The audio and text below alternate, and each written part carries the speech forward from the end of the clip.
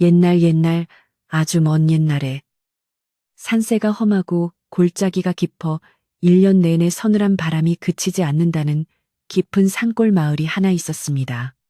사람들은 이 마을을 바람이 쉬어가는 곳이라 하여 바람골이라 불렀는데 마을 어귀에는 산을 넘나드는 나그네들이 잠시 다리를 쉬고 목을 축일 수 있는 제법 큰 주막이 하나 자리 잡고 있었습니다. 해가 뉘엿뉘엿 서산으로 넘어갈 때면 주막 굴뚝에서는 언제나 하얀 연기가 모락모락 피어올랐고 고소한 국밥 냄새와 탁주 익어가는 냄새가 지나가는 사람들의 발길을 붙잡곤 했습니다. 마을 사람들은 고된 하루 일을 마치고 집으로 돌아가는 길에 그 구수한 냄새를 맡으며 배고픔을 달래기도 하고 가끔은 주막 평상에 걸터 앉아 세상 돌아가는 이야기를 나누며 고단함을 잊기도 했습니다. 이 주막의 주인은 최 씨라는 사람이었는데 그는 마을에서 제일 가는 부자였지만 동시에 가장 인심이 고약한 구두쇠로 소문이 자자했습니다. 배가 남산만큼 튀어나오고 얼굴에는 항상 개기름이 번들거리는 최 씨는 돈 냄새를 맡는 데는 귀신 같은 재주가 있어서 주머니가 두둑한 손님이 들어오면 버선발로 뛰어나가 굽신거렸습니다. 그러나 행색이 남루하거나 돈이 없어 보이는 사람이 기웃거리기라도 할라치면 당장이라도 소금을 뿌릴 듯이 표정을 구기며 문전박대를 하기 일쑤였습니다. 그의 곳간에는 쌀가마니가 천장에 닿을 듯 쌓여 있었고 장롱 깊숙한 곳에는 엽전 꾸러미가 수북했지만 그는 결코 남에게 베푸는 법이 없었고 오히려 가난한 이웃들이 굶주리는 것을 보며 자신의 부를 즐기는 듯한 못된 심보를 가지고 있었습니다. 마을 안쪽으로 굽이굽이 난 좁은 흙길을 따라 한참을 더 들어가면 억새가 우거진 산기준 외딴 곳에 다 쓰러져가는 초가삼간 오두막집이 한 채 있었습니다. 지붕은 낡아서 비가 새기 일쑤였고 벽에는 금이 가서 찬바람이 숭숭 들어왔지만 그 집 마당은 언제나 티끌 하나 없이 정갈하게 비질이 되어 있었습니다. 이곳에는 마음씨 곱기로 소문난 처녀 연희가 눈이 어두워 앞을 잘 보지 못하는 늙은 할머니를 모시고 단둘이 살고 있었습니다. 연희는 어릴 적에 병으로 부모님을 모두 여의고 홀로 남은 할머니의 손에서 자라났는데 비록 입은 옷은 기운 자국이 덕지덕지한 무명옷이었지만 그 맑은 눈망울과 고운 심성은 마치 진흙 속에서 피어난 연꽃처럼 마을 사람들의 마음을 환하게 밝혀주곤 했습니다. 연희의 하루는 새벽닭이 울기도 전에 시작되었는데 그녀는 동이 트기 전 어스름한 새벽빛을 밟으며 산에 올라 나무를 캐고 약초를 구하러 다녔습니다. 이슬에 젖은 풀숲을 헤치며 가파른 산길을 오르내리는 일은 장정들에게도 힘겨운 일이었지만 가녀린 몸의 연희는 단 한 번도 불평을 입 밖으로 낸 적이 없었습니다. 그녀의 거친 손은 흙투성이가 되기 일쑤였고 가시덤불에 긁혀 성한 날이 없었지만 바구니에 향긋한 취나물이나 귀한 도라지가 채워질 때면 연희의 얼굴에는 안도의 미소가 번지곤 했습니다.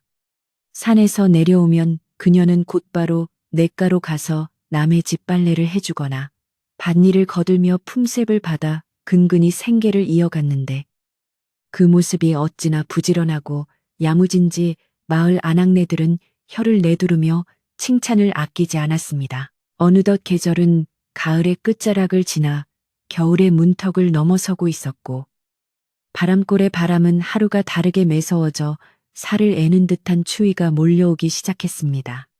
나뭇잎들은 모두 떨어져 앙상한 가지만 남았고 들판의 곡식들도 모두 거두어들여 황량해진 들녘에는 찬바람만이 윙윙거리며 맴돌았습니다.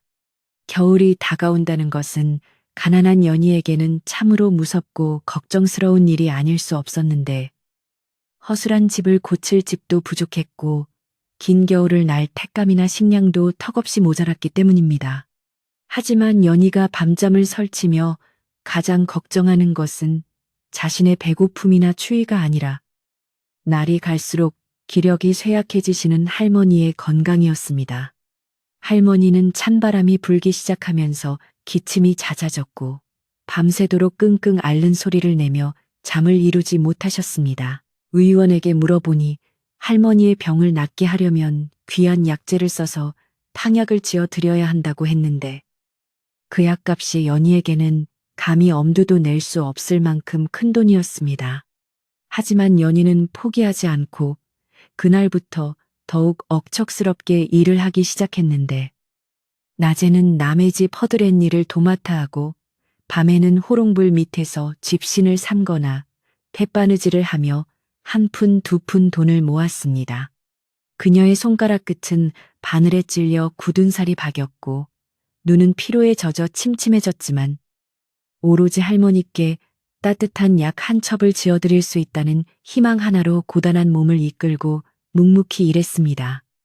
연희가 품속 깊이 간직한 낡은 주머니에는 땀과 눈물로 번 엽전들이 짤랑거리는 소리를 내며 조금씩 무거워지고 있었지만 약값을 채우기에는 아직도 갈 길이 멀기만 했습니다. 하루는 연희가 읍내 장터에 나가 며칠 동안 힘들게 캔 약초와 밤새 만든 집신을 팔기로 마음먹었는데 장터까지 가는 길은 꼬박 반나절을 걸어야 하는 먼 길이었습니다. 찬바람이 불어와 얇은 옷깃을 파고들었지만 연희는 등짐을 단단히 메고 부지런히 발걸음을 옮겼고 험한 고개를 넘으며 숨이 턱까지 차올라도 잠시도 쉬지 않았습니다. 장터는 물건을 사고 파는 사람들로 북새통을 이루고 있었는데 연희는 한쪽 구석에 자리를 잡고 앉아 지나가는 사람들에게 물건을 팔기 시작했습니다. 콧대 높은 장사치들은 연희의 물건을 거들떠보지도 않고 지나치기 일쑤였지만 마음씨 좋은 아주머니 몇몇이 연희의 정성을 알아보고 제값을 쳐주며 물건을 사주었습니다. 해가 뉘엿뉘엿 질 무렵 연희의 빈지게에는 물건 대신 쌀 한 대와 몇 푼의 돈이 들려 있었고 그녀의 발걸음은 올 때보다 한결 가벼워졌습니다. 돌아오는 길에 연희는 다시 마을 어귀의 주막 앞을 지나게 되었는데 주막 안에서는 왁자지껄한 소리와 함께 기름진 고기 굽는 냄새가 진동을 하며 흘러나왔습니다. 하루 종일 굶은 연희의 배에서는 꼬르륵 소리가 요란하게 났지만 그녀는 침을 꿀꺽 삼키며 애써 고개를 돌리고 발걸음을 재촉했습니다. 주막 평상에는 마을의 한량들과 지나가던 상인들이 둘러앉아 술잔을 기울이며 호탕하게 웃고 있었고 주인 최 씨는 그들 사이를 오가며 돈을 건느라 입이 귀에 걸려 있었습니다. 그 풍요롭고 시끌벅적한 모습은 연희의 춥고 배고픈 현실과는 너무나도 동떨어진 세상처럼 보였고 주막 안에 불빛이 밝으면 밝을수록 연희가 걸어가는 어두운 산길은 더욱 쓸쓸하고 외롭게 느껴졌습니다. 그때 주막 안에서 날카로운 고함 소리가 들려왔는데 돈이 없으면 썩 꺼질 것이지 어디서 감히 공짜 밥을 얻어먹으려 들어 하는 최 씨의 목소리였습니다. 연희는 깜짝 놀라 잠시 멈칫했지만 남의 일에 끼어들 처지가 아니었기에 고개를 숙이고 종종 걸음으로 그 자리를 벗어나려 했습니다. 그러나 마음 한구석에서는 혹시라도 누군가 험한 꼴을 당하는 것은 아닌지 걱정이 되어 자꾸만 뒤를 돌아보게 되었는데 주막 마당에는 험상래 쓴 일꾼들이 몽둥이를 들고 서성거리는 모습이 어렴풋이 보였습니다. 연희는 무거운 마음을 안고 서둘러 집으로 향했지만 최 씨의 표독스러운 목소리와 주막의 소란스러운 분위기는 귓가에 맴돌며 그녀의 마음을 어지럽혔습니다.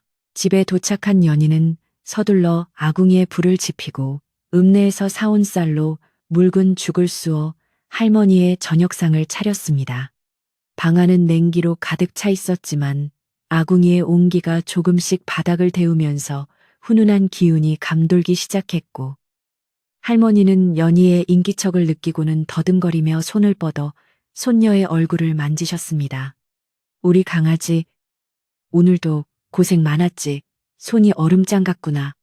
할머니의 거친 손길이 볼에 닿자 연희는 하루의 고단함이 눈 녹듯 사라지는 것을 느꼈고 할머니의 낡은 밥상 앞에 앉아 죽을 떠들이는 순간만큼은 세상 부러울 것 없는 행복을 느꼈습니다. 할머니는 맛도 없는 묽은 죽을 세상에서 제일 맛있는 음식인 양 달게 드셨고, 연희는 그런 할머니를 보며 반드시 약값을 모아 병을 고쳐드리겠다고 다시 한번 다짐했습니다. 밤이 깊어지자 산골 마을의 어둠은 더욱 짙어졌고, 밖에서는 짐승 울음소리와 함께 거센 바람소리가 문풍지를 세차게 흔들어댔습니다. 연희는 잠든 할머니의 이불을 꼼꼼히 덮어드리고 호롱불 아래 앉아 품속에 있던 주머니를 꺼내 엽전을 세어보았습니다. 한 냥, 두 냥. 아직 약값을 치르기에는 턱없이 부족했지만 그래도 제법 묵직해진 주머니를 보니 희망이 보이는 듯 했습니다. 조금만 더 모으면 돼. 연희는 혼잣말을 되뇌며 엽전을 다시 주머니에 넣고 소중하게 품에 안았는데 그 돈은 단순한 쇠붙이가 아니라 할머니의 생명과 연희의 간절한 소망이 담긴 보물이었습니다. 그녀는 내일은 더 일찍 일어나 산에 가야겠다고 생각하며 잠자리에 들었지만 밖에서 들려오는 바람 소리가 심상치 않아 쉽게 잠을 이루지 못했습니다. 다음 날 아침, 연희는 여느 때와 다름없이 이른 새벽에 일어나 밖으로 나갔는데 간밤에 내린 서리로 세상이 하얗게 변해 있었습니다.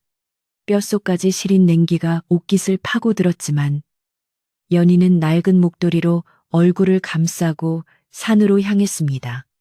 오늘은 평소보다 더 깊은 골짜기로 들어가 보기로 했는데 그곳에는 사람들이 잘 다니지 않아 귀한 약초가 남아있을지도 모른다는 생각 때문이었습니다.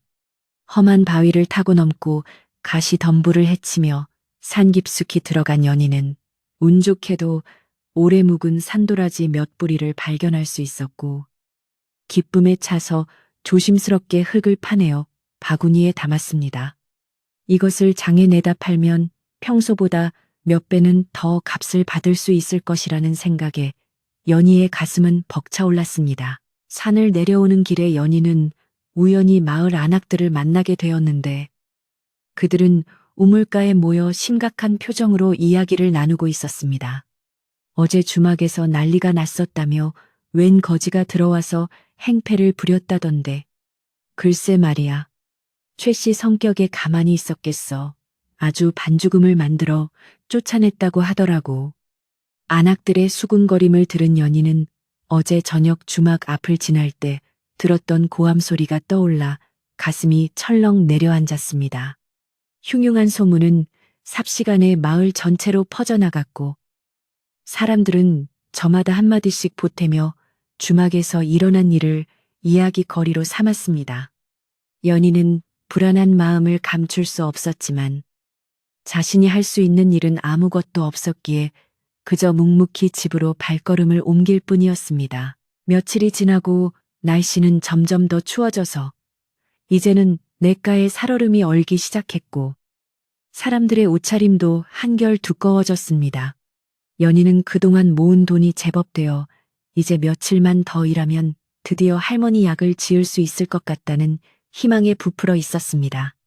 그녀는 더욱 열심히 일했고 손발이 부르트도록 뛰어다니며 한 푼이라도 더 벌기 위해 애썼습니다. 그러던 어느 날 연희가 닭감을 구하러 산비탈을 오르고 있을 때 낯선 기척이 느껴져 고개를 들어보니 저 멀리 고갯마루에 한 청년이 힘겹게 걸어오고 있는 모습이 보였습니다.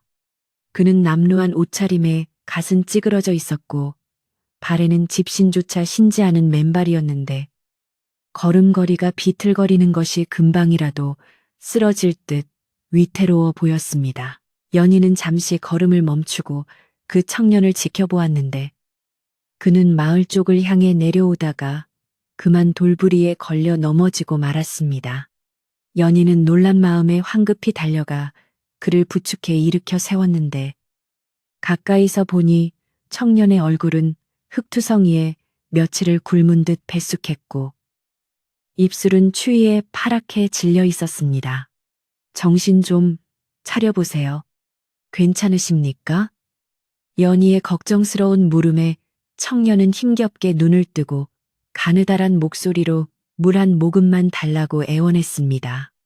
연희는 가지고 있던 물병을 꺼내 그에게 물을 마시게 했고 청년은 허겁지겁 물을 들이켜고는 겨우 정신을 차린 듯 깊은 숨을 내쉬었습니다. 그는 자신이 먼 길을 오느라 며칠을 굶었으며 잠시 쉬어갈 곳을 찾고 있다고 말했습니다. 마음 착한 연희는 차마 그를 그냥 두고 갈 수가 없어서 자신이 가지고 있던 주먹밥 한 덩이를 꺼내 그에게 건네주었습니다. 변변치 않지만 이거라도 드시고 기운을 차리세요. 청년은 주먹밥을 받아들고는 눈물을 글썽이며 연신 고맙다는 말을 되풀이했고 허기진 배를 채우며 연희에게 자신의 사정을 털어놓으려 했지만 연희는 그저 따뜻한 미소를 지으며 고개를 저었습니다. 사정은 묻지 않겠습니다. 그저 무사히 목적지까지 가시길 빌게요. 연희는 청년이 식사를 마칠 때까지 곁을 지켜주었고 그가 다시 일어설 수 있도록 도와준 뒤에야 안심하고 산을 내려왔습니다. 청년은 멀어지는 연희의 뒷모습을 한참 동안 바라보며 무언가 깊은 생각에 잠긴 듯한 표정을 지었습니다. 마을로 돌아온 연희는 다시 주막 앞을 지나게 되었는데 오늘은 평소보다 더 많은 사람들로 북적이고 있었습니다. 무슨 일인가 싶어 기웃거려 보니 주막마당 한가운데에 사람들이 빙 둘러서서 구경을 하고 있었고 그 가운데서 최 씨가 씩씩거리며 몽둥이를 휘두르고 있는 모습이 보였습니다. 이놈 돈도 없는 거지가 감히 내 술과 밥을 축내 오늘 아주 맛 좀 봐라. 최 씨의 고함 소리와 함께 퍽 하는 둔탁한 소리가 들려왔고 바닥에는 누군가 웅크리고 앉아 매를 맞고 있었습니다. 연희는 소스라치게 놀라 사람들 틈을 비집고 들어가 보았는데 그곳에는 아까 산에서 만났던 그 청년과는 또 다른 훨씬 더 초라하고 병약해 보이는 늙은 거지가 최 씨의 발길질에 채이며 신음하고 있었습니다. 사람들은 그 광경을 보며 혀를 차거나 수군거릴 뿐 아무도 나서서 말리는 사람이 없었습니다. 모두들 최 씨의 성격을 알기에 혹시라도 불똥이 튈까 두려워 몸을 사리고 있었던 것입니다. 거지는 살려달라고 애원하며 손을 비벼댔지만 독이 오른 최 씨는 멈추지 않고 더욱 거칠게 몽둥이를 휘둘렀습니다. 밥값 내놔. 밥값이 없으면 몸으로라도 때워야 할 것 아니냐. 최 씨의 눈은 탐욕과 분노로 이글거리고 있었고 주변의 공기는 싸늘하게 얼어붙어 숨소리조차 내기 힘들 정도로 긴장감이 감돌았습니다. 연희는 그 참혹한 광경을 보며 가슴이 쿵쾅거리고 손이 떨려왔지만 이대로 두었다가는 저 거지가 죽을지도 모른다는 생각에 발을 동동 구르며 어쩔 줄 몰라 했습니다. 연희의 머릿속에는 할머니의 약값을 위해 모아둔 엽전 꾸러미가 스쳐 지나갔습니다. 그 돈은 피와 땀으로 모은 소중한 돈이었고 할머니를 살릴 유일한 희망이었습니다. 하지만 눈앞에서 죽어가는 사람을 외면한다면 평생 죄책감에 시달릴 것 같았습니다. 연희는 주머니 속의 엽전을 만지작거리며 갈등에 휩싸였습니다. 이 돈을 쓰면 할머니 약은 어떡하지?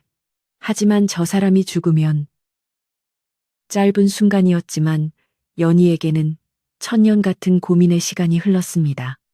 최 씨가 다시 한번 몽둥이를 높이 쳐들자 연희는 더 이상 망설일 수 없다는 것을 깨달았습니다. 그녀의 본성은 계산이나 이익보다 사람의 생명을 더 소중히 여기는 쪽으로 기울어져 있었기 때문입니다. 결국 연희는 사람들 앞으로 뛰쳐나가 최 씨의 앞을 가로막았습니다. 그만하세요. 제발 그만하세요. 연희의 갑작스러운 등장에 최 씨는 멈칫하며 몽둥이를 내렸고 구경하던 사람들도 모두 놀란 눈으로 연희를 쳐다보았습니다. 최 씨는 연희를 위아래로 훑어보며 코웃음을 쳤습니다. 네가 뭔데 나서 네가 이 거지놈 밥값이라도 대신 내주겠다는 거냐. 최 씨의 빈정거리는 말투에 연희는 입술을 꽉 깨물고 떨리는 손으로 품속에서 묵직한 주머니를 꺼냈습니다. 네, 제가 낼게요. 그러니 제발 그만 때리세요. 연희는 주머니를 열어 그동안 모은 엽전을 모두 최 씨의 손에 쥐어주었습니다. 짤랑거리는 엽전 소리에 최 씨의 눈이 휘둥그레졌고 주변 사람들은 믿을 수 없다는 듯 탄성을 질렀습니다. 최 씨는 돈을 받아들고 재빨리 개수를 세어보더니 만족스러운 듯 입가에 비릿한 미소를 지었습니다. 이것 봐라. 밥값하고 술값은 되고도 남겠구먼. 진작 이럴 것이지. 그는 엽전 꾸러미를 품에 챙기고는 언제 그랬냐는 듯 표정을 바꾸어 거지를 향해 침을 뱉으며 소리쳤습니다. 운 좋은 줄 알아라. 저 처녀 덕분에 목숨 건진 줄 알고. 썩 꺼져. 최 씨는 흥겨운 콧노래를 부르며 주막 안으로 들어가 버렸고 마당에는 연희와 멍하니 앉아 있는 거지. 그리고 웅성거리는 마을 사람들만이 남게 되었습니다. 연희는 다리가 풀려 그 자리에 주저앉을 뻔했지만 겨우 정신을 차리고 거지에게 다가가 상태를 살폈습니다. 거지는 온몸에 멍이 들고 피가 맺혀 있었지만 다행히 뼈가 부러지거나 큰 상처를 입지는 않은 듯 했습니다. 그는 연희를 올려다보며 눈물을 흘렸습니다. 고맙습니다. 정말 고맙습니다. 이 은혜를 어찌 갚아야 할지. 거지는 연희의 옷자락을 잡고 오열했고 연희는 그를 위로하며 일으켜 세웠습니다. 괜찮습니다. 어서 가세요. 더 험한 꼴 당하기 전에 멀리 가시는 게 좋겠어요. 연희는 자신의 전 재산이나 다름없는 돈을 다 써버렸다는 사실에 허탈하고 막막했지만 눈앞에 생명을 구했다는 안도감이 더 컸습니다. 거지는 연희에게 이름과 사는 곳을 묻더니 몇 번이고 뒤를 돌아보며 절을 하고는 어둠 속으로 사라졌습니다. 연희는 빈 주머니를 허리춤에 차고 터덜터덜 집으로 향했습니다. 집으로 돌아오는 길. 밤하늘의 별은 유난히 밝게 빛나고 있었지만 연희의 마음은 무겁기만 했습니다. 이제 할머니 약값은 처음부터 다시 모아야 했고 당장 내일부터 끼니 걱정을 해야 할 처지가 되었습니다. 하지만 연희는 후회하지 않기로 했습니다. 할머니께서 늘 말씀하시던 사람이 먼저다라는 가르침을 따랐을 뿐이라고 스스로를 위로했습니다. 집에 도착하니 할머니는 여전히 끙끙 앓으며 주무시고 계셨습니다. 연희는 할머니 곁에 누워 차가운 손을 꼭 잡았습니다. 그리고 속삭였습니다. 할머니, 죄송해요. 조금만 더 기다려주세요. 제가 꼭 다시 돈을 모을게요.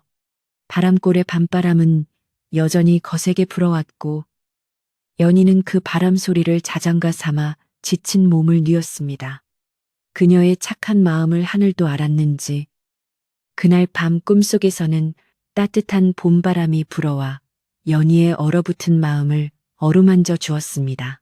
연희의 착한 마음씨가 만들어낸 따뜻한 꿈도 잠시 야속한 아침에는 어김없이 밝아왔고 산골 마을의 매서운 바람은 문틈 사이로 다시금 파고들기 시작했습니다. 연희는 눈을 비비고 일어나 텅 빈 부엌으로 나갔는데 쌀독을 열어보니 어제 끓여 먹고 남은 쌀 한 줌만이 덩그러니 바닥을 보이고 있어 가슴이 철렁 내려앉았습니다. 할머니의 약값을 위해 모아두었던 엽전 꾸러미가 사라졌다는 사실이 뼈아프게 다가왔지만 연희는 애써 밝은 표정을 지으며 남은 쌀을 씻어 아침을 준비했습니다. 비록 반찬은 소금에 절인 무조각 몇 개가 전부였지만 할머니께는 따뜻한 숭늉이라도 넉넉히 드려야겠다는 생각에 아궁이에 불을 지피는 연희의 손길은 정성스러웠습니다.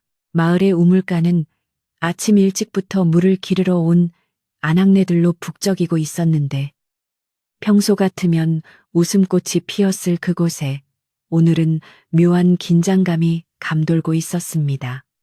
연희가 물동이를 이고 우물가에 나타나자 시끌벅적하게 떠들던 사람들이 약속이라도 한 듯 입을 다물고 힐끔거리는 시선을 보내기 시작했습니다. 연희는 그들의 시선이 부담스러워 고개를 숙인 채 조용히 두레박질을 했지만 등 뒤에서 들려오는 수군거림은 바람을 타고 그녀의 귓가에 날카롭게 꽂혔습니다. 저 아이가 어제 주막에서 엽전 꾸러미를 내놓았다지 그동안 가난한 척하더니 뒤로는 딴 주머니를 차고 있었나 봐. 사람들의 말은 꼬리에 꼬리를 물고 이어지며 연희의 진심은 어느새 교활한 속임수로 둔갑하고 있었습니다. 발 없는 말이 천리를 간다고 했던가. 연희가 거지에게 베푼 선행은 하룻밤 사이에 마을 사람들 입을 타고 돌며 엉뚱한 소문으로 부풀려졌습니다. 어떤 이는 연희가 산에서 산삼을 캤는데 혼자만 알고 몰래 팔아치워 큰돈을 벌었다고 했고, 또 어떤 이는 돌아가신 부모님이 남겨둔 숨겨진 유산이 있었다며 확인되지 않은 추측들을 사실인 양 떠들어댔습니다. 가난한 처녀가 몽둥이 찜질을 당하던 거지를 구하기 위해 선뜻 큰돈을 내놓았다는 사실은 사람들 눈에는 그저 돈이 넘쳐나는 자의 철없는 객기로밖에 보이지 않았던 것입니다. 연희의 낡은 옷과 허름한 집은 이제 검소함이 아니라 돈을 감추기 위한 위장이라며 손가락질을 받았고, 그녀의 순수한 마음은 왜곡된 시선 속에 갇혀버리고 말았습니다. 한편 주막 주인 최 씨는 간밤에 챙긴 돈을 다시 세어보며 입맛을 다시고 있었지만 마음 한구석에는 왠지 모를 찝찝함과 욕심이 꿈틀거리고 있었습니다. 분명 밥값과 술값을 하고도 남을 돈을 받았음에도 불구하고 연희가 망설임 없이 돈주머니를 내놓던 모습이 자꾸만 눈앞에 어른거렸기 때문입니다. 그 계집애가 그렇게 큰 돈을 덥석 내놓다니 분명 집에 더 많은 돈을 숨겨두고 있는 게 틀림없어.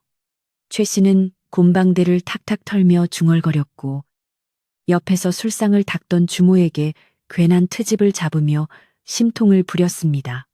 그는 자신이 받은 돈보다 연희가 가지고 있을지 모르는 가상의 돈에 더 큰 관심이 쏠렸고, 어떻게 하면 그 콧대 높은 처녀의 길을 꺾고 콩고물이라도 더 얻어먹을 수 있을지 궁리하기 시작했습니다. 소문은 바람을 타고 읍내 장터에 시끌벅적한 투전판까지 흘러 들어갔는데 그곳에는 연희의 먼 친척 벌되는 칠성이라는 자가 살고 있었습니다. 칠성은 일하기는 죽기보다 싫어하고 노름과 술로 세월을 보내는 한량 중의 한량이었는데 우연히 옆자리에 앉은 장사치들이 나누는 이야기를 듣고 귀가 번쩍 뜨였습니다. 바람꼴 그 효녀연이 말이야. 알고 보니 알부자였다며 어제 주막에서 돈을 물쓰듯 썼다더구먼. 그 말을 들은 칠성은 눈이 뒤집히는 것 같았는데 평소 연희네가 가난하다며 거들떠보지도 않던 그였지만 돈이 있다는 소리에는 친척이라는 명분이 생각난 것입니다. 그는 당장 술잔을 집어 던지고 벌떡 일어나 씩씩거리며 바람골을 향해 발걸음을 옮겼습니다. 칠성이 바람골에 도착했을 때는 해가 중천에 떠 있었는데 술기운이 오른 그의 얼굴은 붉게 상기되어 있었고 눈에는 탐욕스러운 광기가 서려 있었습니다. 그는 마을 어귀에서 마주친 사람들에게 연인의 집을 물으며 행패를 부렸고 사람들은 칠성의 험악한 기세에 눌려 슬금슬금 피하며 길을 비켜주었습니다. 칠성은 연희의 오두막집이 보이자마자 대문을 걷어차며 고래고래 고함을 질렀습니다. 2년 연희야 썩 나오지 못해 삼촌이 왔는데 마중도 안 나오느냐. 고요하던 산골 마을의 정적을 깨는 칠성의 고함 소리에 놀란 산새들이 푸드덕거리며 날아올랐고 집안에서 집신을 삼고 있던 연희와 할머니는 소스라치게 놀라 서로를 부둥켜 안았습니다. 연희가 떨리는 가슴을 진정시키며 방문을 열고 나가자 칠성은 마당에 들어서자마자 삿대질을 해대며 욕설을 퍼부었습니다. 네, 2년. 감히 어른을 속여 돈이 없다고 징징거리더니 주막에서는 돈을 뿌리고 다닌다며 칠성의 억지 주장에 연희는 기가 막혀 말문이 막혔지만 침착하게 상황을 설명하려 애썼습니다. 아저씨, 오해십니다. 그 돈은 할머니 약값을 하려고 몇 년 동안 모은 돈이었어요. 지금은 한 푼도 없습니다. 하지만 이미 돈에 눈이 먼 칠성의 귀에는 연희의 해명이 들릴 리 만무했고 그는 거짓말하지 말라며 마당에 놓인 장독 뚜껑을 집어던져 산산조각을 내버렸습니다. 와장창 깨지는 소리와 함께 도간에 들어있던 된장이 튀어올랐고 마당은 순식간에 아수라장이 되었습니다. 칠성은 신발도 벗지 않은 채 방으로 뛰어들어가 장롱문을 벌컥 열고 이불을 헤집으며 돈을 찾기 시작했습니다. 내놓아라. 분명 어딘가에 숨겨두었을 게야. 칠성의 거친 행동에 놀란 할머니는 구석에 웅크리고 앉아 벌벌 떨며 울먹이셨고 연희는 그런 할머니를 감싸 안으며 칠성의 팔을 붙잡고 매달렸습니다. 제발 이러지 마세요. 정말 돈이 없단 말이에요. 그러나 칠성은 연희를 거칠게 밀쳐내며 방 안의 기물들을 닥치는 대로 부수었고 찢어진 문풍지와 깨진 그릇 조각들이 방바닥에 나뒹굴었습니다. 연희는 바닥에 넘어지면서 손등이 찢어져 피가 났지만 아픔을 느낄 겨를도 없이 할머니가 다치실까봐 온몸으로 막아섰습니다. 소란스러운 소리에 놀란 이웃들이 하나둘 연인의 집 마당으로 모여들었지만 칠성의 행패가 워낙 거칠어 누구 하나 선뜻 나서서 말리지 못하고 발만 동동 구르고 있었습니다. 그때 마을에서 가장 연로하시고 지혜롭기로 소문난 박노인이 지팡이를 짚고 나타났습니다. 하얀 수염을 휘날리며 위엄 있게 등장한 박노인은 우렁찬 목소리로 호통을 쳤습니다. 이놈 대낮에 남의 집에서 무슨 행패냐, 당장 그만두지 못할까. 박노인의 서슬퍼런 꾸짖음의 칠성은 흠칫하며 동작을 멈추었고 뒤를 돌아보며 쭈뼛거렸습니다. 마을 어른의 등장에 기세가 꺾인 칠성은 씩씩거리며 헝클어진 옷매무새를 추스르더니 바닥에 침을 탁 뱉으며 빈정거렸습니다. 두고 보자. 내 오늘은 그냥 가지만 숨겨둔 돈을 내놓지 않으면 다시 올 줄 알아라. 칠성은 끝까지 악담을 퍼부으며 대문을 박차고 나갔고 그제야 마을 사람들은 안도의 한숨을 내쉬며 웅성거렸습니다. 칠성이 사라진 뒤 방 안은 폭풍이 휩쓸고 간 듯 엉망진창이 되어 있었고 할머니는 충격으로 인해 실신할 듯 기진맥진해 계셨습니다. 연희는 참았던 눈물을 터뜨리며 할머니의 손을 잡고 엉엉 울었고 이웃 안악들이 들어와 어지러진 방을 치우고 연희의 상처를 살펴주었습니다. 하지만 사람들의 눈빛에는 동정심과 함께 여전히 연희가 돈을 숨겨두고 있을지도 모른다는 의심이 섞여 있어 연희의 마음을 더욱 아프게 했습니다. 사람들이 모두 돌아가고 난 뒤 박노인은 마루 끝에 걸터앉아 멍하니 산을 바라보고 있는 연희에게 다가와 조용히 말을 건넸습니다. 연희야, 세상 인심이 참으로 무섭지. 내 착한 마음이 도리어 화를 불렀구나. 박노인의 말에 연희는 고개를 끄덕이며 눈물을 훔쳤습니다. 할아버지, 저는 그저 불쌍한 사람을 도우려 했을 뿐인데 왜 이런 일이 생기는 걸까요? 연희의 물음에 박노인은 깊은 한숨을 내쉬며 대답했습니다. 남들이 보지 못하는 것을 보는 눈을 가진 자는 외로운 법이란다. 하지만 명심해라. 지금의 이 시련이 너를 더 단단하게 만들고 진실은 언젠가 반드시 밝혀지게 되어 있다. 다만 당분간은 사람들의 눈을 피해 조심하고 또 조심하거라. 박노인이 돌아간 후 연희는 찢어진 문풍지를 덧바르고 깨진 장독 조각을 주워 담으며 마음을 추스르려 노력했습니다. 하지만 마을 사람들의 차가운 시선과 친척인 칠성의 행패, 그리고 언제 또다시 닥쳐올지 모르는 위협 때문에 불안감은 쉽게 가라앉지 않았습니다. 게다가 쌀독은 비어가고 할머니의 약값은커녕 당장 끼니를 때울 걱정부터 해야 하는 처량한 신세가 더욱더 서글프게 느껴졌습니다. 밖에서는 해가 저물어 어둠이 깔리기 시작했고 바람골 특유의 윙윙거리는 바람 소리가 마치 귀신들의 울음소리처럼 들려와 연희의 등을 오싹하게 만들었습니다. 그녀는 방문을 걸어 잠그고 할머니 곁에 누웠지만 잠은 오지 않고 뜬 눈으로 밤을 지새워야 했습니다. 그 시각 주막에서는 최 씨가 칠성과 마주 앉아 술을 마시고 있었는데 칠성은 연인의 집에서 허탕을 친 분풀이로 술을 들이켜고 있었습니다. 그년이 정말 독한 년이야. 돈이 없는 척 연기를 하는데 아주 감쪽 같더라니까. 칠성의 말에 최 씨는 음흉한 미소를 지으며 술잔을 채워주었습니다. 그렇지. 내 눈은 못 속여. 분명 어딘가에 금송아지라도 숨겨뒀을 거야. 자네가 좀 더 족치면 나올지도 모르지. 최 씨는 칠성을 부추겨 연희를 더욱 괴롭히게 만들 심산이었고 술에 취한 칠성은 최 씨의 꼬드김에 넘어가 내일 다시 가서 집안을 샅샅이 뒤집어 놓겠다고 큰 소리쳤습니다. 두 사람의 탐욕스러운 웃음소리가 주막 안을 가득 메우며 연희에게 다가올 더 큰 시련을 예고하고 있었습니다. 밤이 깊어 삼경이 되었을 무렵 마을 전체가 잠든 고요한 시간에 연인의 집 담벼락 너머로 검은 그림자 하나가 어른거렸습니다. 그는 도둑처럼 살금살금 마당으로 들어와 깨진 장독대와 엉망이 된 살림살이를 유심히 살펴보았는데 그의 눈빛은 칠성이나 최 씨의 그것과는 달리 매우 진지하고 날카로웠습니다. 그는 품속에서 작은 수첩을 꺼내 무언가를 적고는 한숨을 내쉬며 연희가 잠든 방 쪽을 향해 잠시 머리를 숙여 예를 표했습니다.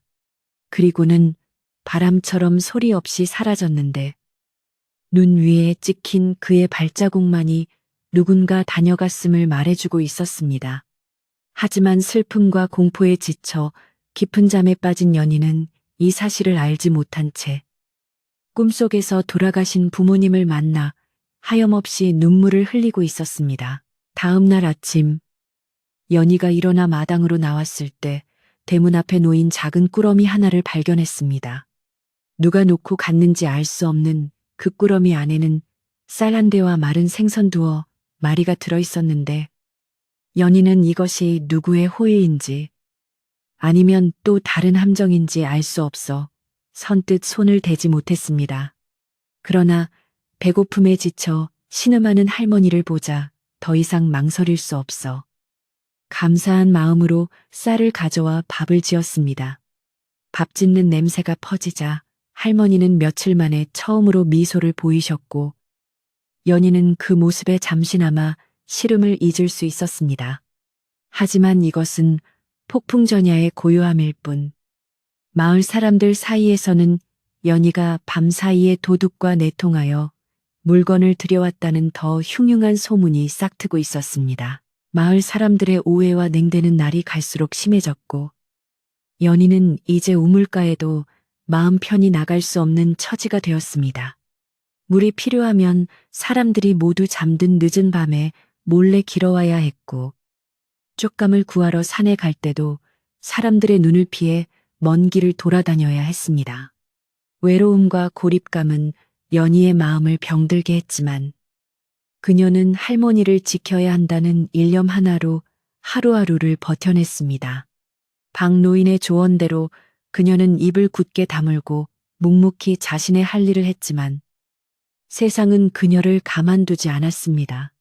최 씨와 칠성이 작당하여 연희를 마을에서 쫓아내고 그 집터와 밭을 차지하려는 음모를 꾸미고 있었기 때문입니다. 착한 연희에게 닥친 시련은 겨울 바람보다 더 차갑고 매서웠습니다. 바람골의 겨울은 날이 갈수록 그 기세가 등등해져 산짐승들조차 숨을 죽이고 굴 밖으로 나오기를 꺼릴 만큼 혹독한 추위가 계속되었습니다.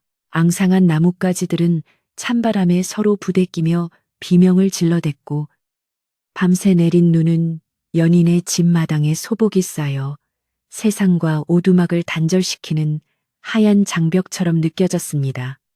마을 사람들의 발길이 끊긴 연희의 집은 마치 외딴 섬처럼 고립되었고, 가끔 들려오는 것은 굶주린 까마귀의 불길한 울음소리와 거센 바람소리뿐이었습니다.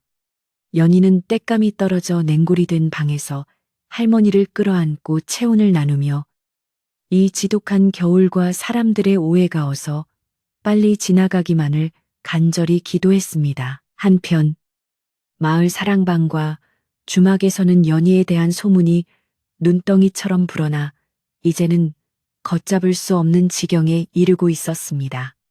최 씨와 칠성이 합세하여 퍼뜨린 헛소문은 단순한 의심을 넘어 연희가 산적대와 내통하고 있다는 터무니없는 모함으로까지 번져갔습니다. 그때 그거지 꼴을 한 놈이 사실은 산적 두목이라더군.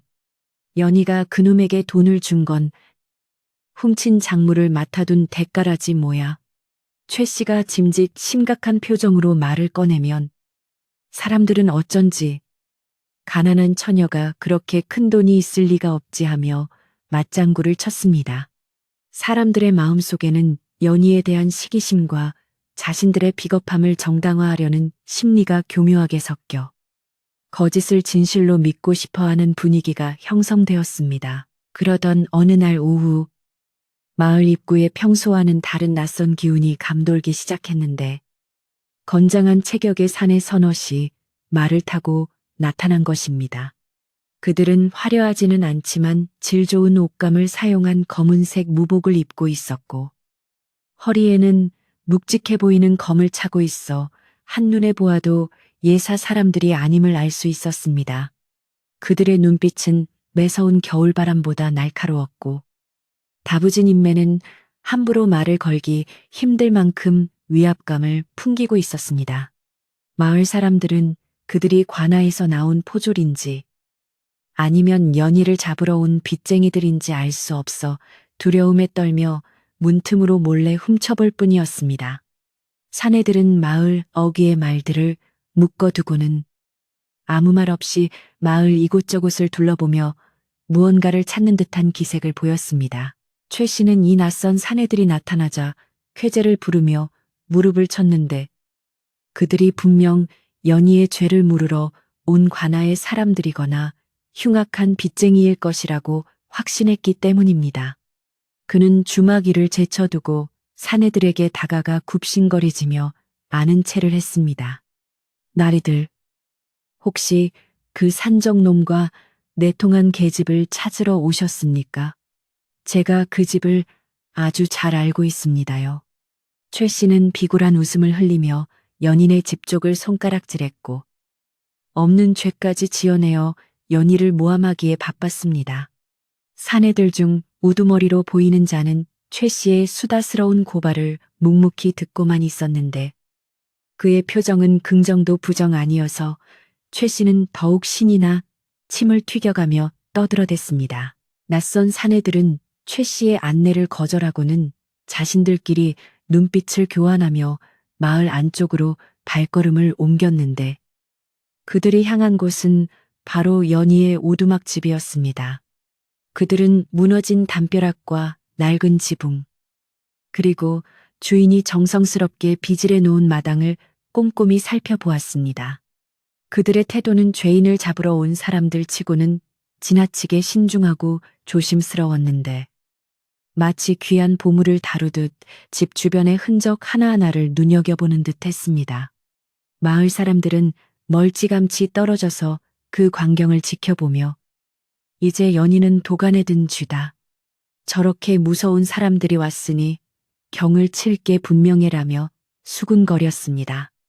연희는 방 안에서 문구멍을 통해 밖을 내다보고는 덜덜 떨리는 손으로 가슴을 움켜쥐었습니다. 사내들은 집 안으로 들이닥치지는 않고 한참 동안 집 주변을 서성이다가 무언가 기록을 남기고는 다시 마을 어귀로 돌아갔습니다. 그들이 떠나지 않고 주막의 여장을 풀자 마을 전체에는 긴장감이 감돌았습니다. 최 씨는 그들에게 최고의 술상을 대접하며 환심을 사려 노력했고 칠성은 그들 주위를 맴돌며 콩고물이라도 떨어질까 기웃거렸습니다. 나리들, 그년이 아주 앙큼한 년입니다.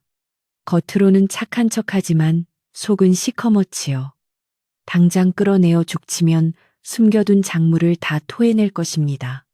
칠성은 술에 취해 횡설수설하며 사내들을 부추겼지만 사내들은 술잔에는 입도 대지 않은 채 칠성을 차가운 눈빛으로 쏘아볼 뿐이었습니다. 그 서늘한 기세에 눌려 칠성은 슬금슬금 뒷걸음질을 칠 수밖에 없었습니다. 밤이 되자 주막은 낯선 사내들에 대한 이야기로 꽃을 피웠는데 사람들은 저마다의 상상력을 보태어 이야기를 만들어냈습니다.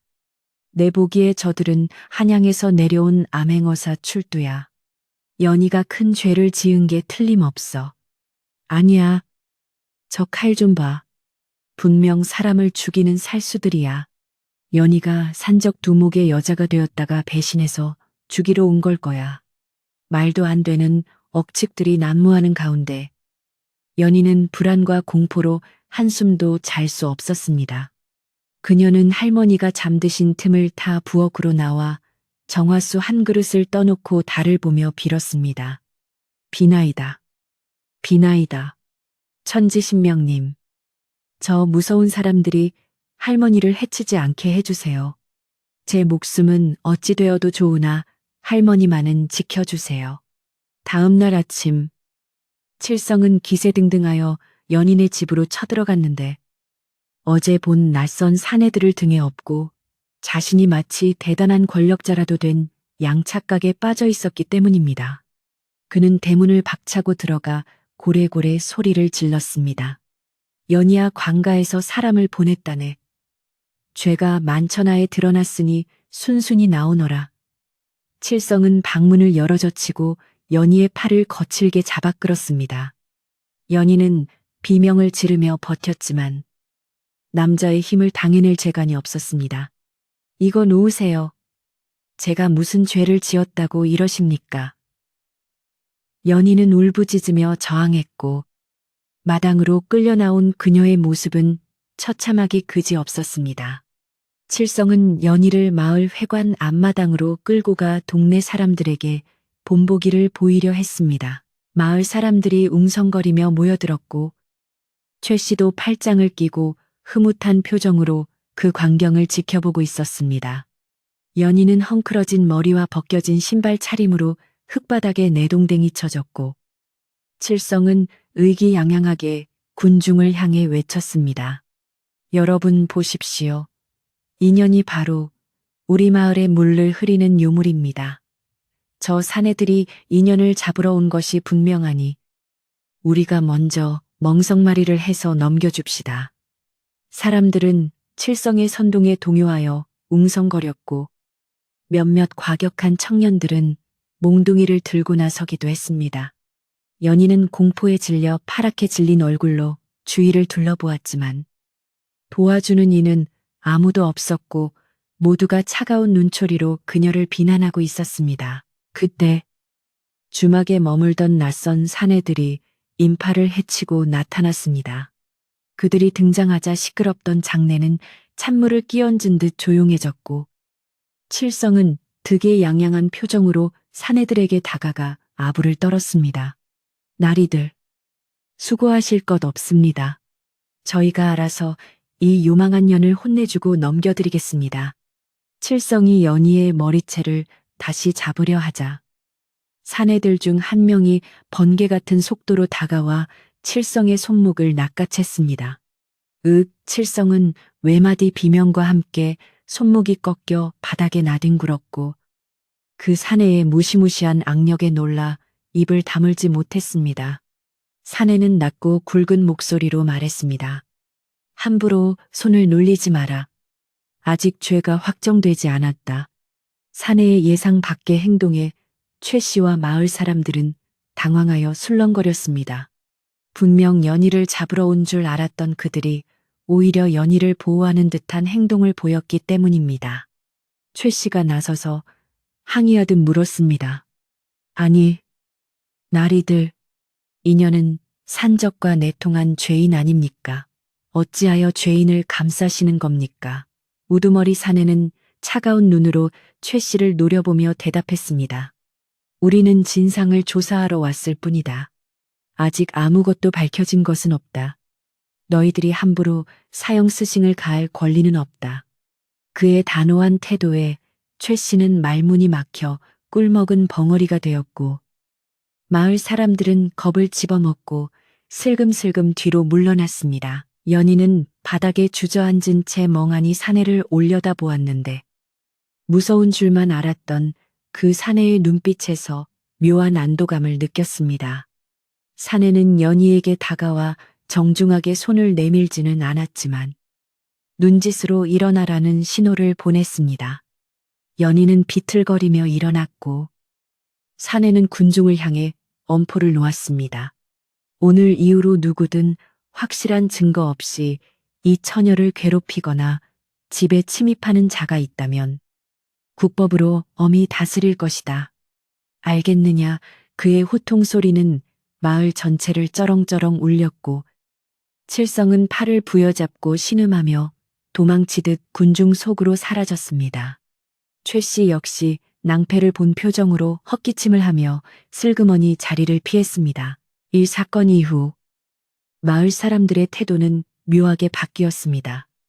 여전히 연희를 의심하고 멀리했지만 낯선 사내들의 눈이 무서워 대놓고 괴롭히거나 욕을 하지는 못하게 된 것입니다. 사내들은 여전히 주막에 머물며 낮에는 마을을 순찰하고 밤에는 연인의 집 근처를 지켰는데 그들의 정체를 알 수 없는 마을 사람들에게는 그들이 저승사자보다 더 무서운 존재로 여겨졌습니다. 연희는 그들이 왜 자신을 도와주는지 영문을 알 수 없었지만 적어도 당장 쫓겨나거나 매를 맞을 위기는 모면했다는 사실에 안도의 한숨을 내쉬었습니다. 하지만 그녀는 이것이 끝이 아니라 더 큰 폭풍이 몰려오기 전에 고요함이라는 것을 본능적으로 느끼고 있었습니다. 며칠 뒤 마을에 또 다른 낯선 사람들이 등장했는데 이번에는 행색이 남루한 노인 한 명이었습니다. 그는 지팡이를 짚고 마을 이곳저곳을 기웃거리며 연희에 대한 평판을 묻고 다녔습니다. 최 씨는 이 노인에게 연희에 대한 온갖 악담을 퍼부었지만 마을의 우물가에서 만난 한 안악은 그래도 그 처녀가 효심은 지극하지요. 마을 사람들이 너무 모지게 구는 것 같아 안타까워요 라며 조심스럽게 속내를 비치기도 했습니다. 노인은 사람들의 엇갈리는 반응을 말없이 듣고는 껄껄 웃으며 사라졌는데 그 모습이 예사롭지 않아 보였습니다. 사실 그는 궁궐에서 파견된 암행어사로 세자의 명을 받고 민심과 연희의 됨됨이를 마지막으로 확인하러 온 것이었습니다. 연희는 집안에서 할머니의 병간호에만 전념하고 있었는데 할머니의 기침 소리가 점점 깊어져 걱정이 태산 같았습니다. 약을 쓰지 못해 병세가 악화되는 것을 보며 연희는 자신의 무력함에 눈물을 흘렸습니다. 그때 방문 밖에서 누군가 인기척을 냈습니다. 나가보니 며칠 전 그 낯선 사내들 중 한 명이 작은 약재 꾸러미를 마루에 놓고 뒤돌아서고 있었습니다. 잠시만요. 이 귀한 것을 왜 제게? 연희가 불러 세우자 사내는 멈칫하더니 뒤도 돌아보지 않고 짧게 말했습니다. 윗분께서 시키신 일이다. 노인장께 다려드려라. 그리고는 바람처럼 사라졌습니다. 연희는 떨리는 손으로 약재를 풀어보았는데 냄새만 맡아도 기운이 솟는 귀한 산삼과 녹용이 들어있었습니다. 연희는 이 믿을 수 없는 상황에 어안이 벙벙했지만 우선 할머니를 살려야겠다는 생각에 정성껏 약을 다렸습니다. 약을 드신 할머니는 한결 숨쉬기가 편해지신 듯 평온한 얼굴로 잠이 드셨고 연희는 그 곁을 지키며 깊은 생각에 잠겼습니다. 도대체 그 윗분이라는 분은 누구일까? 그때 내가 구해준 거지가 정말 보통 분이 아니셨던 걸까? 연희의 머릿속에는 수만 가지 생각이 오갔지만 분명한 것은 누군가 보이지 않는 곳에서 자신을 지켜보고 있다는 사실이었습니다. 그것은 두려움인 동시에 희미한 희망에 비치기도 했습니다. 그러나 마을 밖에서는 최 씨와 칠성이 최후의 수단을 준비하고 있었습니다. 최 씨는 자신의 자존심에 상처를 입힌 사내들과 연희에게 복수하기 위해 인근 관아의 부패한 관리에게 뇌물을 바치고 거짓 고변을 넣었습니다. 바람골의 산적에 첩자가 숨어 있는데 정체불명의 무리들이 그를 비호하고 있어 마을의 치안이 위협받고 있습니다. 돈에 눈이 먼 관리는 최 씨의 말을 철석같이 믿고 당장 포졸들을 풀어 연희와 그 낯선 사내들을 모두 잡아들이라고 명령했습니다. 최 씨는 회심의 미소를 지으며 마을로 돌아와 사람들에게 큰 소리쳤습니다. 내일이면 진짜 광군이 들이닥칠 것이다. 그때 가면 누가 진짜 죄인인지 밝혀줄 게야. 마을은 다시 한번 공포와 긴장감에 휩싸였고 연희의 운명은 풍전등화와 같이 위태로워졌습니다. 그날 밤 바람골의 바람은 여느 때보다 거세게 불어와 창문을 거칠게 흔들었습니다. 연희는 잠을 이루지 못하고 뒤척이다가 마당에서 들려오는 말발굽 소리에 벌떡 일어났습니다. 밖을 내다보니 수십 개의 횃불이 마을 입구에서부터 일렁이며 다가오고 있었고 그 불빛은 마치 거대한 뱀처럼 어둠을 가르며 연인의 집을 향해 조여오고 있었습니다. 관아의 포졸들이 들이닥친 것이었습니다. 죄인 연인은 썩 나오너라 포졸들의 고함 소리가 밤하늘을 찢어 놓았고 연인은 이제 정말 끝이라는 생각에 다리가 풀려 주저앉고 말았습니다. 그러나 그녀는 이내 입술을 깨물고 일어섰습니다. 죄 없이 당할 수는 없다는 오기가, 그리고 할머니를 지켜야 한다는 마지막 용기가 그녀를 일으켜 세운 것입니다. 연희는 하얀 소복으로 갈아입고 머리를 단정히 빗은 뒤 할머니께 큰 절을 올렸습니다. 할머니, 잠시 다녀오겠습니다. 너무 걱정 마세요. 그녀의 목소리는 떨렸지만 눈빛만은 결연했습니다. 연희가 방문을 열고 마당으로 나가자 수많은 횃불 아래 포졸들이 창을 겨누고 서 있었고 그 뒤로 최 씨와 칠성이 비열한 웃음을 흘리며 서 있었습니다. 최 씨가 소리쳤습니다. 전현이다. 전현이 바로 산적의 첩자다. 당장 포박해라. 포졸들이 연희를 향해 달려들려는 찰나 어둠 속에서 묵직한 목소리가 울려 퍼졌습니다. 멈춰라.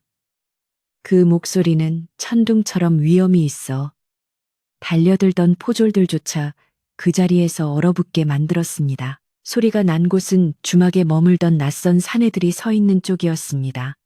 그들은 검을 뽑아들고 연희의 앞을 가로막아 섰는데 그 기세가 관아의 포졸 수십 명을 압도하고도 남음이 있었습니다. 관아의 포교가 나서서 소리쳤습니다. 너희는 누구기에 관군의 일을 방해하느냐? 너희도 한통속이냐?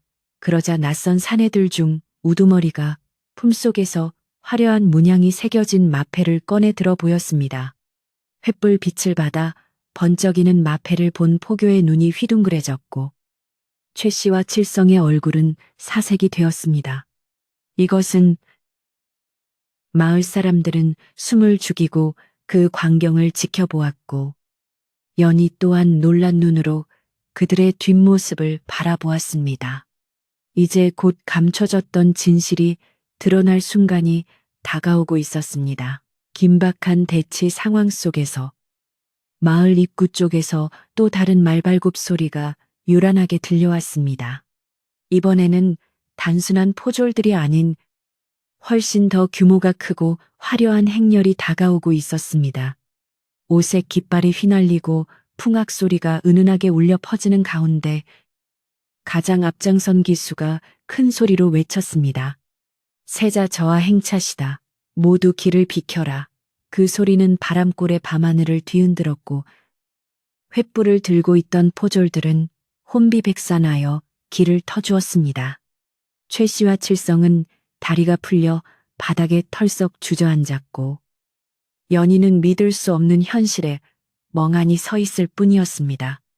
어둠이 걷히고 거대한 운명의 수레바퀴가 굴러가기 시작한 것입니다. 세자 저하의 행차를 알리는 우렁찬 외침이 바람골의 밤하늘을 가르자 방금 전까지 살기가 등등하던 포졸들과 최씨 일당은 마치 벼락을 맞은 고목처럼 그 자리에 얼어붙고 말았습니다. 수십 개의 횃불이 만들어낸 붉은 빛의 물결 사이로 황금색 용무늬가 수놓인 붉은 골룡포를 입은 고귀한 인물이 천천히 모습을 드러냈습니다. 그의 머리에는 익선관이 정갈하게 놓여 있었고 허리에는 옥대가 빛나고 있었으며 무엇보다 그 눈빛은 밤하늘의 북극성처럼 차갑고도 또렷하게 빛나고 있었습니다. 마을 사람들은 평생 구경조차 해본 적 없는 왕족의 위엄에 압도되어 누가 먼저랄 것도 없이 흙바닥에 납작 엎드려 머리를 조아렸습니다. 연희 역시 너무나 놀라 숨이 턱 막힐 지경이었지만 고개를 숙이려는 찰나 그 고귀한 분의 얼굴을 보고는 소스라치게 놀라 입을 다물지 못했습니다. 비록 입고 있는 옷은 천지 차이였고 얼굴에 흙대는 말끔히 씻겨 있었지만 그 선한 눈매와 오똑한 콧날은 며칠 전 자신이 전 재산을 털어 구해준 그 거지 청년이 분명했기 때문입니다. 연희의 가슴은 방망이질 치듯 거세게 뛰기 시작했고 믿을 수 없는 현실 앞에서 현기증이 일어 비틀거렸습니다. 설마 그때 그분이 나라의 세자 저하셨단 말인가. 그녀의 머릿속은 하얗게 변해 아무런 생각도 할 수 없었고 그저 멍하니 세자를 바라볼 뿐이었습니다. 세자는 근엄한 표정으로 좌우를 둘러보더니 포승줄을 들고 엉거주춤 서 있는 관아의 포졸들과 사색이 된 관리에게 시선을 고정했습니다. 네, 이놈들 백성을 보호해야 할 관아의 녹을 먹는 자들이 어찌하여 사사로운 뇌물에 눈이 멀어 죄 없는 백성을 핍박하느냐.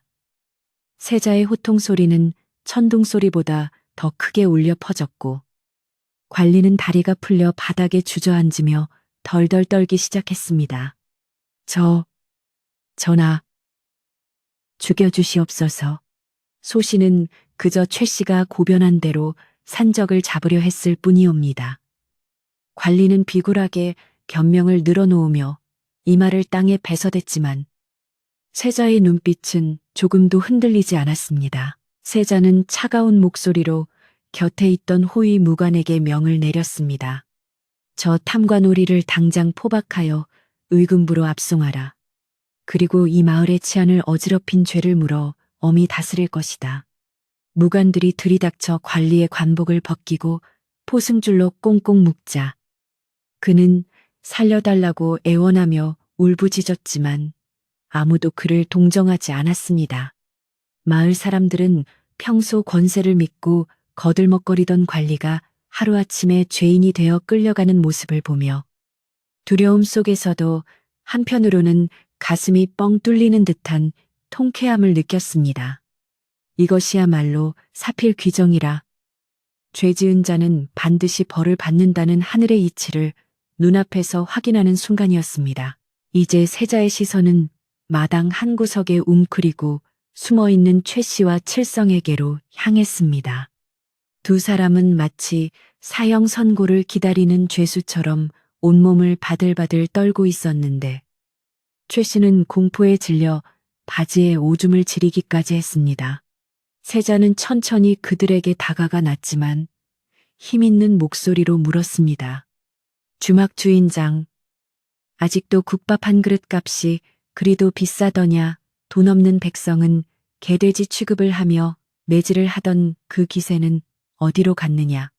최 씨는 그 목소리를 듣자마자 기절할 듯 놀라며 고개를 들었는데 눈앞에 서 있는 세자의 얼굴에서 며칠 전 자신이 두들겨 팼던 거지의 모습을 찾아내고는 경악을 금치 못했습니다. 아이고 전하 소인이 죽을 죄를 지었습니다. 눈이 멀어 귀하신 분을 알아보지 못하고 최 씨는 땅바닥에 머리를 처박으며 피가 나도록 빌었고 옆에 있던 칠성 역시 살려만 주십시오. 다시는 안 그러겠습니다. 하며 울며 불며 매달렸습니다. 세자는 그들의 추태를 보며 혀를 찼습니다. 너희들은 단순히 나를 능멸한 것이 아니라 사람의 생명을 경시하고 돈으로 사람을 판단한 죄를 지었다. 또한 죄 없는 처녀를 모함하여 사지로 몰아넣으려 했으니 그 죄질이 심히 나쁘다.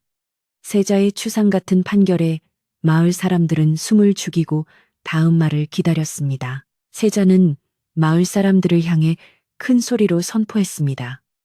여봐라, 이자들의 재산을 모두 몰수하여 국고에 귀속시키되 그중 절반은 그동안 이자들에게 수탈당한 마을 백성들에게 나누어 주도록 하라. 그리고 이 두 죄인은 곤장 100대를 쳐서 마을 밖으로 영구히 추방할 것이니 다시는 이 땅에 발을 붙이지 못하게 하라. 세자의 명령이 떨어지자마자 호위 무관들이 최 씨와 칠성을 끌어내어 형틀에 묶어 곧이어 곤장이 내리꽂히는 소리와 함께 두 사람의 비명소리가 밤하늘에 울려 퍼졌습니다.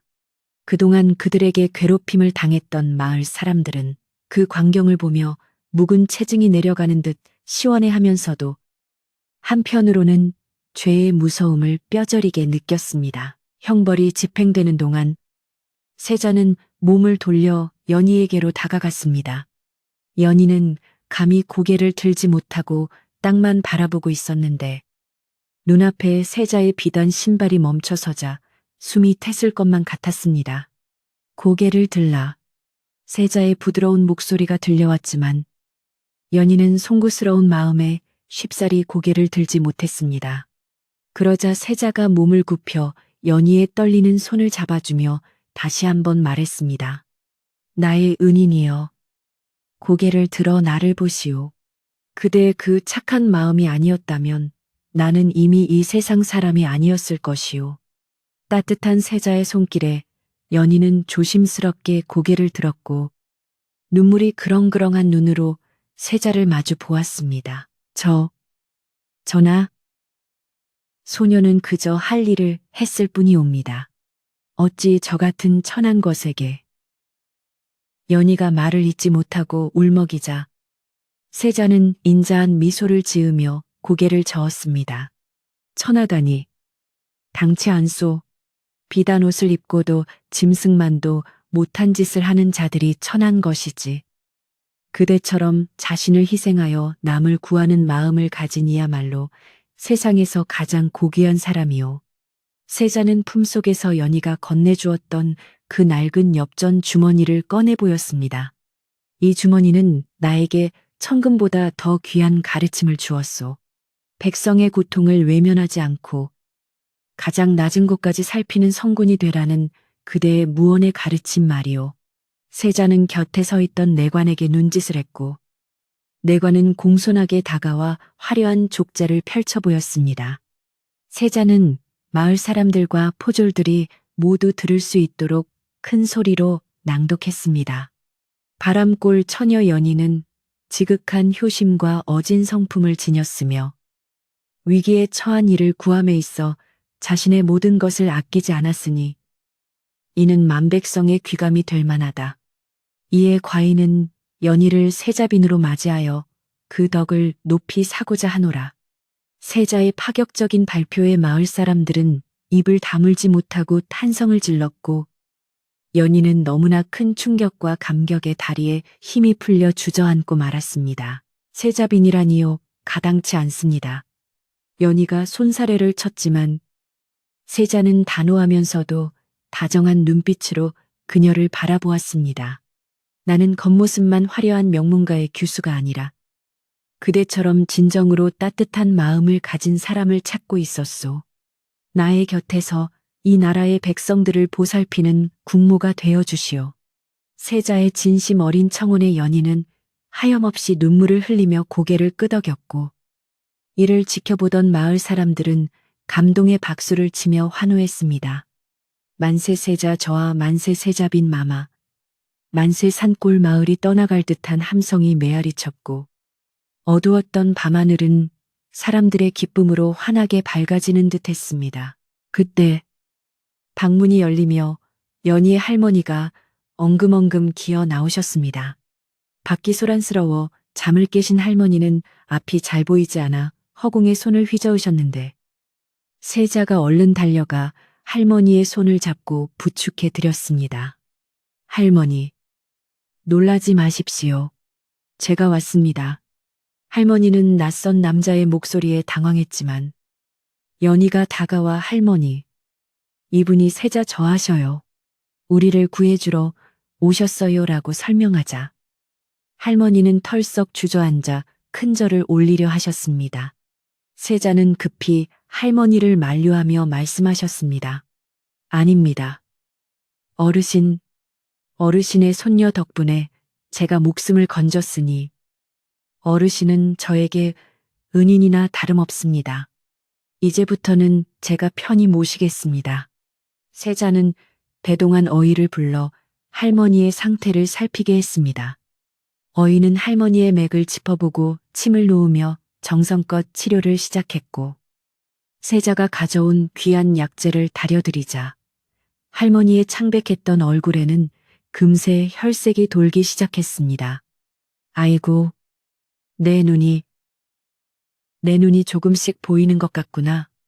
할머니가 희미하게나마 사물을 구분하며 기뻐하시자 연희는 할머니를 끌어안고 엉엉 울었고 지켜보던 사람들의 눈시울도 붉어졌습니다. 이 모든 기적 같은 일들이 연희의 착한 마음씨에서 비롯된 것임을 알기에 마을 사람들은 자신들의 지난 날을 반성하며 진심으로 축하를 보냈습니다. 날이 밝아오자 세자는 마을 잔치를 열도록 명했습니다. 몰수한 최 씨의 재산으로 쌀과 고기를 넉넉히 풀고 궁궐에서 가져온 귀한 술과 음식을 마을 사람들에게 대접했습니다. 주막 앞마당에는 거대한 가마솥이 걸리고 구수한 고기국 냄새가 진동을 했는데 며칠 전까지만 해도 돈이 없어 쫓겨나던 사람들이 이제는 배불리 먹고 마시며 웃음꽃을 피우게 된 것입니다. 마을 사람들은 연희에게 다가와 사과했습니다. 연희 아가씨, 우리가 잘못했습니다. 귀한 분을 몰라 뵙고 헛소문을 냈으니 용서해 주십시오. 연희는 그들의 손을 잡으며 따뜻하게 웃어주었습니다. 괜찮습니다. 다 지난 일인걸요. 이제라도 오해가 풀려서 다행입니다. 잔치는 밤늦도록 이어졌고 마을은 웃음과 풍악 소리로 가득 찼습니다. 아이들은 배불리 먹고 뛰어놀았고 어른들은 술잔을 기울이며 연희의 앞날을 축복했습니다. 특히 칠성에게 억울하게 당했던 사람들도 모두 보상을 받게 되어 마을에는 더 이상 원망이나 미움이 남아있지 않게 되었습니다. 세자는 연희와 함께 마을 어르신들을 찾아뵙고 인사를 올렸는데 그 모습이 어찌나 다정하고 보기 좋은지 사람들은 선남선녀가 따로 없다며 칭찬을 아끼지 않았습니다. 바람골의 거센 바람도 이날만큼은 잦아들어 마치 두 사람의 앞길을 축복하듯 부드러운 산들바람으로 변해 있었습니다. 해가 저물고 달이 떠오르자 세자는 연희에게 내일 아침 일찍 궁으로 떠날 채비를 하라고 일렀습니다. 연희는 정든 오두막집을 둘러보며 시원섭섭한 마음을 감출 수 없었습니다. 비록 가난하고 힘들었지만 할머니와의 추억이 깃든 곳이었기 때문입니다. 하지만 이제 그녀에게는 더 크고 중요한 책임이 기다리고 있었고 무엇보다 사랑하는 사람과 함께할 수 있다는 희망이 그녀를 설레게 했습니다. 그녀는 마지막으로 부엌에 들어가 아궁이를 닫고 마당을 쓸며 집과의 작별 인사를 나누었습니다. 그날 밤 연인의 집 마당에는 궁궐에서 가져온 화려한 가마가 놓였고 호위 무관들이 철통같이 집을 지켰습니다. 연희는 깨끗한 비단옷으로 갈아입고 할머니의 손을 꼭 잡은 채 잠자리에 들었지만 가슴이 벅차올라 쉽게 잠을 이룰 수 없었습니다. 창호지 문 너머로 은은한 달빛이 스며들고 밖에서는 풀벌레 소리가 정겹게 들려왔습니다. 할머니, 이제 고생 끝이에요. 행복하게 해드릴게요. 연희의 속삭임에 할머니는 고개를 끄덕이며 연희의 머리를 쓰다듬어 주셨습니다. 고난의 겨울이 가고 연희의 인생에도 따뜻한 봄날이 찾아온 것입니다. 모든 것이 제자리를 찾고 평화가 찾아온 밤. 마을 사람들도 각자의 집으로 돌아가 고난 잠에 빠져들었습니다. 최 씨와 칠성이 사라진 마을은 예전보다 훨씬 더 평온하고 아늑하게 느껴졌습니다. 사람들은 잠자리에 누워 오늘 일어난 기적 같은 이야기를 되새기며 착하게 살면 복을 받는다는 옛말이 틀린 것이 하나도 없음을 다시 한번 마음에 새겼습니다. 연희의 오두막 지붕 위로 별똥별 하나가 길게 꼬리를 그리며 떨어졌는데 그것은 마치 하늘이 연희의 새로운 출발을 축하해주는 축포와도 같았습니다. 이제 마지막 이야기만을 남겨둔 채 바람골의 밤은 깊어만 갔습니다. 바람골의 아침해가 붉게 타오르며 앙상한 나뭇가지 사이로 따스한 햇살을 비추기 시작하자 온 세상이 하얗게 덮여있던 서리들이 녹아내리며 마치 보석처럼 반짝였습니다. 이날은 바람골 역사상 가장 특별한 날로 기록될 날이었기에 마을의 공기는 이른 새벽부터 전에 없던 설렘과 활기로 가득 차 있었습니다. 평소라면 늦잠을 잤을 마을 사람들도 모두 일찍 일어나 마당을 쓸고 온매무새를 단정히 하며 세자 저하와 곧 세자빈이 될 연희 아가씨를 배웅할 준비를 서둘렀습니다.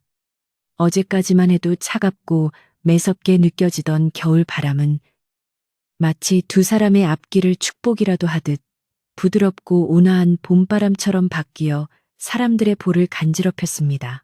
연희의 오두막집 앞은 궁궐에서 나온 상궁들과 나인들의 분주한 손길로 눈뜰 새 없이 바빴는데 그녀들은 연희를 정성껏 씻기고 귀한 비단옷으로 갈아입히며 꽃단장을 시켰습니다.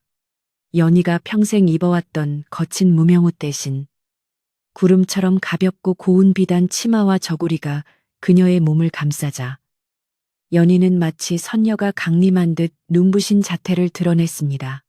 거울 속에 비친 자신의 모습을 바라보는 연희의 눈에는 망감이 교차했는데 고된 노동으로 거칠어진 손마디와 화려한 비단옷의 대조가 지난날의 아픔과 다가올 영광을 동시에 말해주는 듯했기 때문입니다.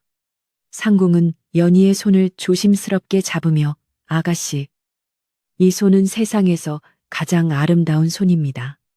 백성을 긍휼히 여기는 그 마음이 이 손에 고스란히 담겨 있으니까요.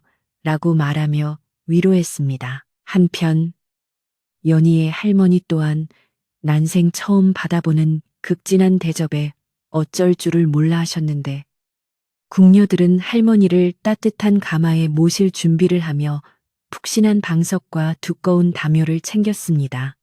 세자 저하는 직접 할머니의 상태를 살피며 어르신, 가시는 길이 조금 고단하실 수도 있으니 불편하시면 언제든 말씀하십시오. 천천히 쉬면서 가도록 하겠습니다. 라고 다정하게 말씀하셨습니다. 앞이 보이지 않아 늘 어둠 속에 갇혀 살았던 할머니는 이제 눈앞에 희미하게나마 빛이 보이고 귀한 분들의 따뜻한 목소리가 들리자 이것이 꿈인지 생시인지 분간이 가지 않아 연신 눈물을 훔치며 감사의 기도를 올렸습니다. 그녀의 주름진 얼굴에는 평생의 고생을 보상받는 듯한 평온한 미소가 번져 있었습니다. 마침내 떠날 채비가 모두 끝나고 연희가 방문을 열고 마당으로 나오자 밖에서 기다리던 마을 사람들은 일제히 탄성을 질렀습니다. 아이고, 세상에 연희가 맞느냐, 하늘에서 내려온 선녀가 따로 없구나. 사람들은 연희의 아름답고 기품 있는 모습에 넋을 잃고 바라보았고 한편으로는 자신들이 그동안 연희를 구박했던 일들이 떠올라 부끄러움에 고개를 들지 못했습니다. 연희는 그런 마을 사람들의 마음을 헤아리고 먼저 다가가 따뜻한 미소를 지으며 말을 건넸습니다. 어르신들, 그동안 보살펴 주셔서 감사합니다. 비록 저는 떠나지만 바람골에서의 추억은 영원히 잊지 않겠습니다. 그녀의 목소리는 예전과 다름없이 겸손하고 다정하여 듣는 이들의 가슴을 더욱 뭉클하게 만들었습니다. 마을 어귀에는 연희와 할머니가 타고 갈 으리으리한 궁궐 가마가 대기하고 있었는데 지붕은 황금색으로 장식되어 햇빛을 받아 번쩍였고 가마의 내면에는 장수를 상징하는 거북이와 핫그림이 정교하게 수놓아져 있었습니다.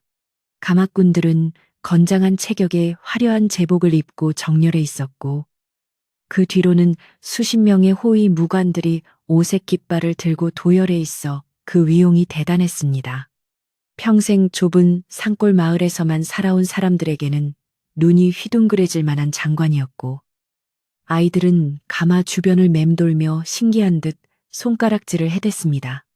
이 화려한 가마는 연희가 그동안 겪었던 가난과 서름을 뒤로하고 새로운 세상으로 나아가는 희망의 배와도 같았습니다. 연희가 가마에 오르기 전 마을에서 가장 나이가 많은 박노인이 떨리는 손으로 작은 꾸러미를 내밀었습니다. 아가씨, 이건 우리 마을 사람들이 십시일반으로 모은 것이요. 궁궐에 비하면 보잘것없는 산나물과 꿀이지만 우리의 미안한 마음과 고마운 마음을 담았으니 부디 받아주시오. 그 꾸러미를 받아든 연희의 눈시울이 붉어졌습니다. 비록 자신을 오해하고 힘들게 했던 사람들이었지만 결국에는 이렇게 따뜻한 정을 나누는 이웃들이었다는 사실에 가슴이 벅차올랐기 때문입니다. 연희는 박노인의 손을 잡으며 정말 고맙습니다. 궁에 가서도 고향의 맛이 그리울 때마다 아껴 먹겠습니다라고 답하며 깊이 고개를 숙였습니다. 세자 저하는 말 위에서 마을 사람들을 굽어보며 엄숙하면서도 자애로운 목소리로 마지막 인사를 전했습니다. 바람골 주민들은 들으라. 비록 과거에 잘못이 있었다 하나 이제는 모든 오해를 풀고 서로 화합하게 되었으니 참으로 다행이다. 나는 오늘 너희 마을에 가장 귀한 보물을 데려가지만 대신 너희에게 평화와 안녕을 약속하겠다. 앞으로는 서로 돕고 아끼며 다시는 억울한 사람이 생기지 않도록 하라. 세자의 말씀에 마을 사람들은 모두 무릎을 꿇고 성은이 망극하옵니다를 외쳤습니다. 그들의 목소리에는 왕실에 대한 경외심뿐만 아니라 진심으로 자신들의 잘못을 뉘우치고 새롭게 살겠다는 다짐이 담겨 있었습니다. 드디어 행렬이 움직이기 시작했다는 신호로 징소리가 3번 울려 퍼졌고 가마꾼들이 힘차게 가마를 들어 올렸습니다. 둥실 떠오른 가마 안에서 연희는 창문을 살짝 열고 멀어지는 오두막집을 바라보았습니다. 낡은 초가지붕과 무너진 담벼락, 그리고 정들었던 장독대가 시야에서 점점 작아지는 것을 보며 연희는 만감이 교차하는 눈물을 흘렸습니다. 그곳은 춥고 배고픈 기억이 서려 있는 곳이기도 했지만 동시에 돌아가신 부모님과의 추억과 할머니와의 따뜻한 사랑이 깃든 소중한 보금자리였기 때문입니다. 연희는 마음속으로 안녕, 나의 집, 안녕, 나의 바람골 하고 작별 인사를 건넸습니다. 행렬은 구불구불한 산길을 따라 천천히 내려갔는데 그 길이가 심리에 달할 정도로 길게 이어져 마치 황금색 뱀이 산을 타고 넘어가는 듯한 장관을 연출했습니다. 풍악을 울리는 악공들이 연주하는 은은한 피리 소리와 북소리가 산골짜기에 메아리 쳤고 길가의 핀억새들도 바람에 흔들리며 연희의 떠나는 길을 배웅하는 듯 했습니다. 마을 사람들은 행렬이 시야에서 완전히 사라질 때까지 마을 어귀에 서서 손을 흔들었고 어떤 이들은 눈물을 훔치며 연희의 행복을 빌었습니다. 칠성과 최씨가 사라지고 연희가 떠난 마을에는 이제 고요함이 찾아왔지만 그 고요함은 예전의 적막함과는 다른 따뜻하고 꽉 찬 평화로움이었습니다. 세월이 흘러 연희가 궁궐에 들어간 뒤에도 바람골에는 그녀에 대한 이야기가 전설처럼 전해져 내려왔습니다. 사람들은 주막에 모여 앉아 그때 그 거지가 세자 저하실 줄, 누가 알았겠어 하며 이야기를 꽃피웠고 아이들에게는 착하게 살면 연희 아가씨처럼 복을 받는다는 교훈을 가르쳐 주었습니다. 최 씨가 운영하던 주막은 마음씨 좋은 새로운 주인이 맡아 돈이 없는 나그네에게도 밥을 나누어 주는 인심 좋은 곳으로 탈바꿈했습니다. 마을 사람들은 연희가 보내준 곡식과 비단 덕분에 굶주림에서 벗어날 수 있었고 매년 명절이면 궁궐 쪽을 향해 감사의 절을 올리는 풍습이 생겨났습니다. 궁궐에서의 연희의 삶 또한 행복했습니다. 그녀는 화려한 궁중 생활에 젖어 초심을 잃는 법이 없었으며 언제나 검소하고 겸손한 태도로 아랫사람들을 대했습니다. 그녀는 세자 저하를 보필하며 가난한 백성들을 위한 구휼 정책을 펴는데 앞장섰고 흉년이 들면 자신의 밥상을 줄여 백성들과 고통을 나누었습니다. 콧대 높은 대신들도 처음에는 천민 출신의 세자빈이라며 무시했으나 그녀의 지혜롭고 어진 성품에 감화되어 점차 진심으로 존경하게 되었습니다. 연희는 궁궐 안의 차가운 법도보다는 사람의 따뜻한 정이 먼저라는 것을 몸소 보여주며 왕실에 새로운 바람을 불러일으켰습니다. 할머니는 궁궐의 별채에서 편안한 여생을 보내셨는데 어이들의 정성어린 치료 덕분에 눈이 많이 좋아져서 연희의 얼굴을 또렷하게 볼 수 있게 되었습니다. 할머니는 날씨가 좋은 날이면 연희의 손을 잡고 후원을 거닐며 우리 강아지, 이제 여한이 없다. 네가 이렇게 훌륭한 사람이 되었으니 저승에 가서도 내 부모님을 볼 면목이 생겼구나 하며 행복해 하셨습니다. 연희는 바쁜 궁중 일과 중에도 하루도 빠짐없이 할머니를 찾아뵙고 문안 인사를 드렸으며 할머니가 돌아가시는 그날까지 지극한 효성을 다했습니다. 효녀 연희의 이야기는 담장을 넘어온 나라에 퍼져나갔고 모든 백성이 그녀를 칭송해 맞이 않았습니다. 어느덧 긴 세월이 지나 연희와 세자 저하도 그리고 마을 사람들도 모두 흙으로 돌아갔지만 바람고래는 여전히 맑고 시원한 바람이 불어오고 있습니다. 지금도 그 마을에 가면 연희가 살았던 오두막집 터가 남아있는데 신기하게도 그곳에는 한겨울에도 따뜻한 훈풍이 불고 이름 모를 들꽃들이 시들지 않고 피어 있다고 합니다. 사람들은 그것이 연희의 따뜻한 마음씨가 땅에 스며들어 영원히 남아있는 것이라고 믿고 있습니다.